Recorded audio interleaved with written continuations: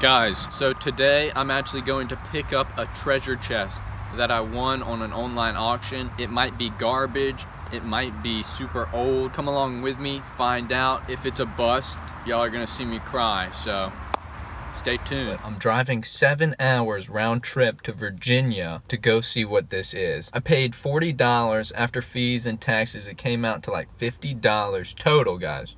Only $50. Let's see if this is anything special. About 2 hours left on the trip. Getting a little sleepy. I'm listening to the Chamber of Secrets. The sun is beating down on me. About an hour left till Virginia.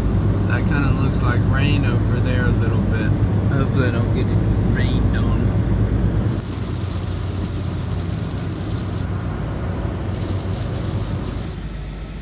I'm about an hour away now. Just been chugging along. It's no longer raining. I'm about 30 minutes away from the treasure chest.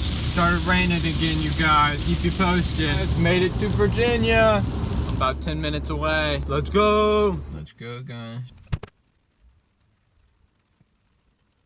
I don't even know if you guys can see me up here. 164, the treasure chest. All right, you guys. I got the treasure chest.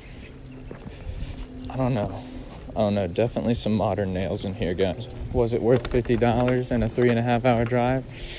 I don't know. It's not looking too good for the treasure chest. Yeah, that is definitely not 18th century treasure chest. All right, you guys. So we can all learn a valuable lesson from the quest of the treasure chest. You gotta take your chances. You never know what you could find. And this just happened to be a modern reproduction. I'm headed back, 3.5 hour journey home. Nothing lost, nothing gained, except for $50 and 7 hours of time. But I got an interesting box, a little chest thing. Who knows? Maybe I'll keep it. I wanted to give you an up-close look of the treasure chest and exactly what I thought about it when I saw it online, and I might pop up some pictures of the original post, and what I noticed when I was taking it in the car, and what I've noticed once I've gotten it home, and just talk about the whole process with you guys. First of all, guys, this is how it was labeled, just wooden treasure chest. It wasn't antique, or it didn't say it was old. I paid $40, and with auctions, you have to do what's called a buyer's premium, and I also had to pay tax. So it came out to $50, and I also had to drive 7 hours to get this. Online, the pictures weren't the best, so it was just kind of hard. I got a picture like this pretty much, and I got a picture of it open. And what struck me at first was definitely these hinges. The fact that they were on the inside of the chest really caught my attention, like it was protecting something. And in person, they definitely look a little newer. All of these nails right here, they have modern hammerhead strikes on them. But it's still handmade hinges, obviously, not store-bought hinges. Online, this pattern, it was very hard to tell the quality. It definitely looked handmade, but you couldn't tell the quality of the material really at all. And it's definitely some cheaper material, and that was definitely a hint for me of the quality of the build and the age of the build.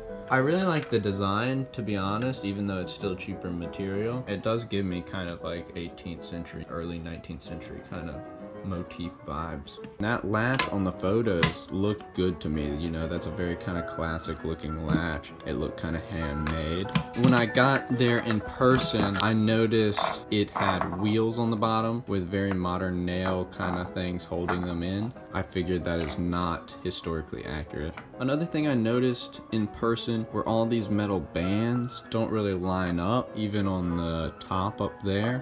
But I figure if they were really taking their time as a craftsperson, they would have taken the time for all of those to line up. One thing I didn't get to see on the photos were the sides or the bottom. And the sides I think actually look good too, and the handles look almost handmade. But on the inside, I don't know if y'all will be able to see this very well, but the way that the handles are attached are these like bent metal things that make little loops.